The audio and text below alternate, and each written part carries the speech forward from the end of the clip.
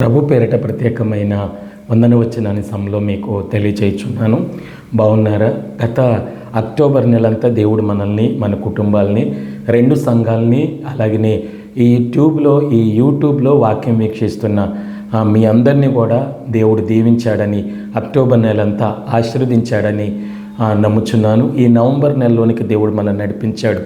ఈ నవంబర్ నెలంతా దేవుడు మిమ్మల్ని, మీ కుటుంబాలని జయకరంగా, ఆశీర్వాదకరంగా, దీవెనకరంగా కాచి కాపాడుతాడని నమ్మి విశ్వసిస్తూ ఈ నవంబర్ నెల దేవుడు మనకి ఏమని వాగ్దానం ఇస్తున్నాడంటే, ద్వితీయోపదేశ కాండం 30వ అధ్యాయం 9వ వాక్యం చదివితే, నీకు మేలగున్నట్లు ఆయన నిన్ను వర్ధిల్ల చేయను అంటున్నాడు.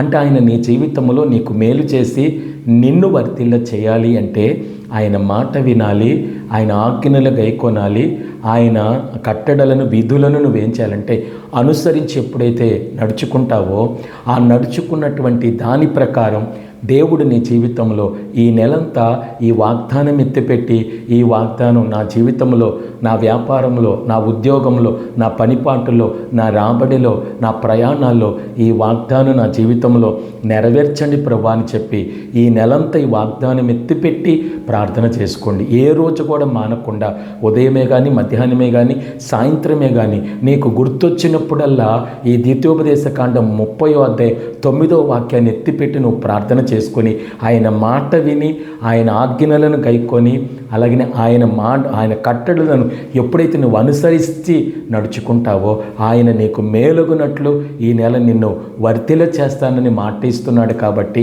దైవజనుడు కాదండి మాట ఇచ్చేది, దేవుడే నీ జీవితంలో ఆయన నీకు మాట ఇస్తున్నాడు. కాబట్టి ఆయన మాటకు లోబడి, ఆయన ఆజ్ఞలను గైకొని, ఆయన కట్టడల ప్రకారం అనుసరించి నడుచుకో.